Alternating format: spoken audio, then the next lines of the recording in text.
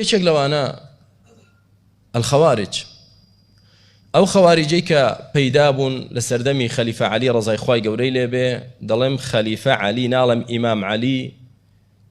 چونکە ئەمەش یەکێکە لە عەقیدە خراپەکان کە لە ناو موسڵماناندا بڵاو بۆتەوە لە ناو هەر چوار خەلیفەکە تەنها عەلی بە ئیمام دادنێن ناڵێن کەس ناڵێ ئیمام ئەبوو بەکری سیدیق هەر دەڵێن خەلیفە ئەبوو بەکر بەس کە گەیشتە عەلی ڕەزای خوا لێبێ ئیمام عەلی ئەمە لە عەقیدەی شیعە بۆمان هاتووە ئاگادار بن ئەجینە لای ئێمە کە ئیمامەتی بێ هەر چواریان ئیمامن کە خلافەت بێ هەر چواریان خەلیفەن کە ڕێز و حرمەت بێ هەر چواریان ڕێزدار و خاوەن حرمەتێکی بەڕێزن و تاجی سەری ئێمە و موسڵمانانن بەگشتی و ئەبوو بەکر و عومەر ڕەزای خوای گەورەیان لێبێ لە پێش عوثمان و عەلین لە سەردەمی خەلیفە عەلی ڕەزای خوای گەورەی لێبێت فرقەیەک دروست بوون توندڕە و جاهل ئەم دوو صیفەتە متەلازمی یەکن بە یەکەوە بەستراون چێت بینی زۆر توندڕە و هەڵەشە و هەڵچووە بزانە زۆر جاهل و نەفامە و چێت بینی لەسەر خۆ و نەرمونیان و هێدی و هێمنە بزانە ئەوە سەرچاوەی علم و ئەدەبە لە تەعامل لەگەڵ موسڵماناندا پەروەردگار باسی ئیماندار دەکا ڕوحەما و بەینەهم ئیمانداران لەگەڵ یەک بەڕەحمن نەک تۆ بەرامبەر ئیمانداران تند بی شەدید بی بە کافری دابنەی بە گومڕای دابنەی بە ئەهلی دۆزەخی دابنەی بەرامبەر موسڵمان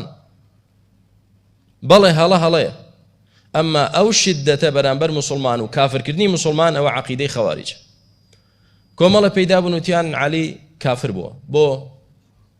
چکە ڕازی بووە حەکەمێک لە بینی خۆی معاویە حەکەمێک لەو حەکەمێک لەو دابدرێ کەواتە ئەوانە حکمیان بە غەیری قورئان کرد کەواتە کافر بوون طبعا تا ئێستای ئێمەش ماون بەس بە ناوی جیاجیا ڕۆژێک بە ناوی قاعیدە ڕۆژێک بە ناوی داعش ڕۆژێک بە ناوی نازانم چی ئەمە درێژە پێدەری ئەو عەقیدە لار و گومڕاییەن خەلیفە عەلیان بە کافر دانا و شەهیدیشیان کرد ڕەزای خوای گەورەی لێبێت شەهیدیان کرد یەکەم گومڕایی کە هاتە ناو عەقیدەی موسڵمانان بەشێک لە عەقیدەی موسڵمانان یەکەم گومڕایی زێدەڕەوی لە تەکفیرکردن لە چێوە دەستیان پێ کرد لە عەلی کوڕی ئەبی تاڵیب و ڕەزای خوای لێبێ بەڵام پێشتر ڕەچەڵەشیان دەگەڕێتەوە بۆ چێ ذو الخوەیسرە کە بە حکمی پێغەمبەری خوا ڕازی نەبوو عەلەیهی سڵات وسەلام پێغەمبەری خوا غەنیمەتێکی تەوزیع کرد حکمەتی هەبوو چی دەدایە ئەو چی دەدایە ئەو دڵی هەندێک کەسی ڕادەگرت بۆی نەبنە دوژمنی ئیسلام ئەوان تێنە دەگەیشتن یەکسەر کابراوتی ئیعدل یا محەممەد فەئینەکە لەم تعدل عدل بە ئەی محەممەد تۆ عدل نی دادپەروەر نی سبحان الله پێغەمبەری خوا دادپەروەر نەبێت چێ دادپەروەرە پێغەمبەری خوا عەلەیهی سڵات وسەلام فەرمووی لە ڕەچەڵەکی ئەمە قەومێک دەردێن قورئان دەخوێنن بەڵام لە قورجیان ناچێتە خوارەوە بۆ دڵیان تێی ناگەن نوێژیان هەیە عیبادەتیان هەیە بەڵام یەخرجون من الدین کەما یەخرج السهم من الرەمیە لە دینی ڕاست دەردەچن علاقەیان بەو دینە حەقەوە نامێنێ کە پێغەمبەر پێی هات عەلەیهی سڵات وسەلام هەروەکو چۆن دەبینین ئێستا ئەمڕۆ بەڵێ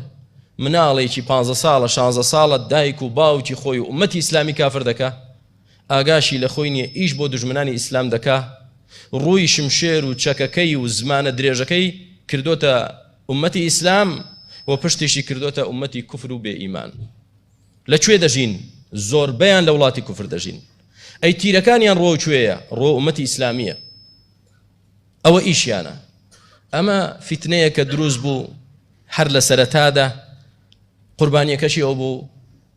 عەلی کوڕی ئەبی تاڵیب ڕەزای خوای گەورەی لێبێ کە زۆرێکی لێ لەناو بردن و زۆریشیان ڕایان کرد